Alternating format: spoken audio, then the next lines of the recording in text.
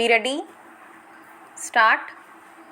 Gentlemen of the jury, you are the sole judges of the questions of fact involved in this case. Stop. You are not to be influenced by anything that the court has said or that you imagined that the court has thought in regard to the facts. Stop.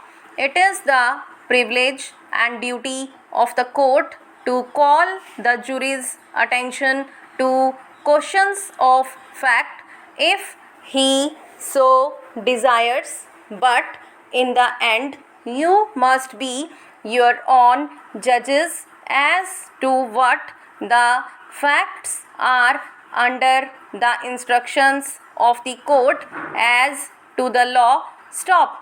The law you will take from the court and from nobody else. Stop.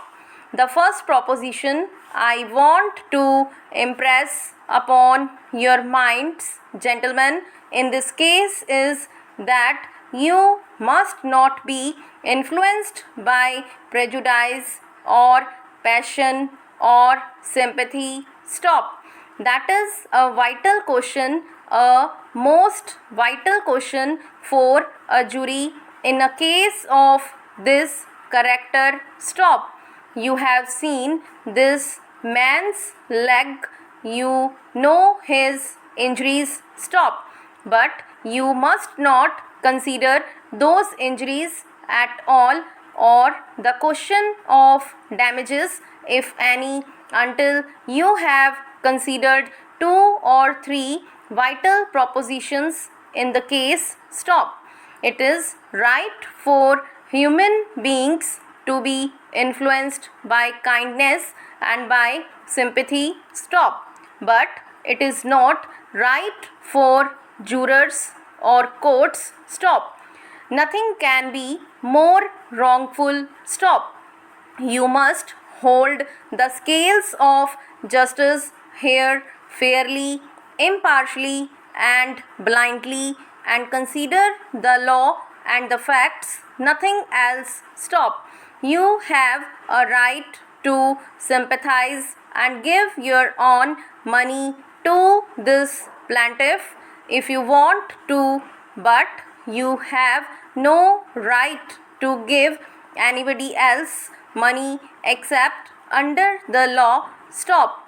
That is a vital proposition, more vital, I think, in the trial of lawsuits than in any other question. Stop. The jury should do its duty regardless of what is involved and what the injuries are. Stop.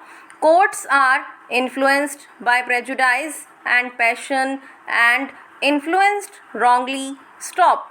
But it is the duty of the court as well as the duty jury to withstand prejudice, passion and sympathy. Stop. So then I want you to start out in this case with that understanding that you are to be cool, clear-headed, cold-blooded in passing upon the questions of fact that I shall present to you. Stop. The declaration in this case states that the plaintiff was in the employ of the defendant, which was a corporation engaged in business as shown here by the evidence, and that it was the duty of the defendants, there are 2 of them, to use reasonable care and diligence to keep and maintain said steps which have been heretofore described or straightway in a reasonably safe condition of repair, so that the said plaintiff might perform all duties and labors required to him safely. Stop. And the plaintiff avers that the said defendants disregarding their duty in that behalf, carelessly, wrongfully, and negligently allowed said steps or stairway to become and remain in a loose, tottering, decayed, unsafe, and dangerous condition. Stop.